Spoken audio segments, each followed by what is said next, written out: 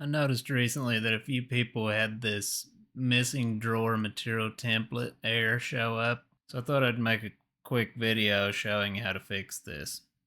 If this error is showing up, it's because a material template has been renamed or deleted. So you want to keep that in mind when editing material templates. If you change the name, you may have to come back in and do this fix again. Okay, let's get started.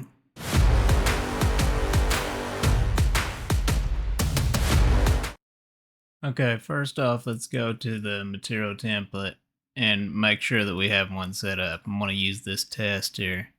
Make sure that you have a material assigned to each line here, and none of the lines are showing in red.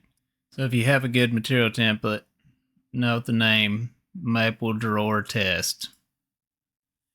Now we're going to open the drawer box library and find the drawer that we just made, the test drawer, and click on section, and you're going to get this error message.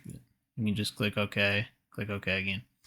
Okay, so now we have to assign this to an actual template like our Maple Drawer Test here. Hit OK and OK again, and you should be good to go. It's a really simple fix. You can also do it from the Shape tab here if it's a shaped drawer. Just make sure that you select the correct material template here.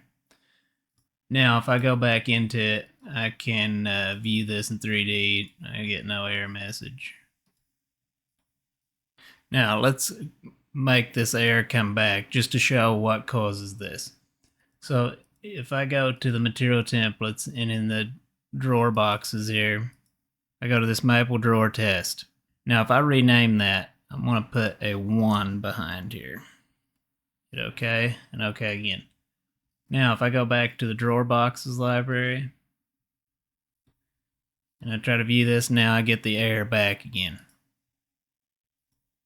If I click on the section, I'll keep getting this. Every time I try to use the drawer, I'll get this error message until I go in and fix the name there. So you'll see now the 1 jumped behind there.